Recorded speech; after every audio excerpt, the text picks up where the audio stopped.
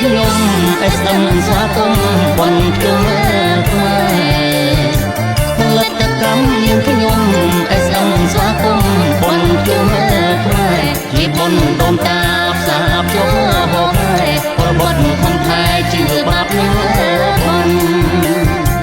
គឺជាបុណ្យសាសនាបុណ្យសែនដូនតាបុណ្យដឹងគុណហើយគឺជាបុណ្យសាសនាបុណ្យសែនដូនតាបុណ្យដឹងគុណបុណ្យកតញ្ញូមហាសែនជាពេលបន់ស្រន់ជុំញាតិទាំងកាផលិតកម្ម SM ផលិតករញញឹមស្មងចិន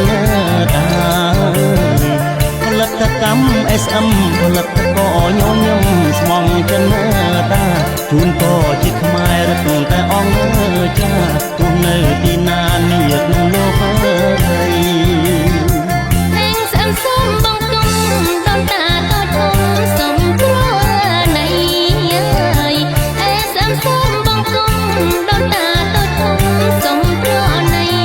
នឹកគុណដល់លោកម្ចាំងទឹកដីខ្លោចចិត្តខ្លោចឆ្ងាយសែនថ្លៃទាំងអង្គ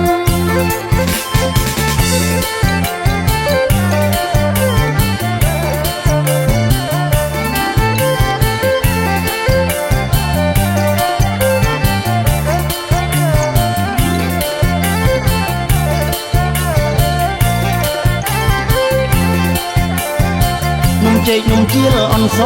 មនំបត់នំកងនំចាំងស្រង់នំចេកនំជាលអនសមនំបត់នំកងនំចាំង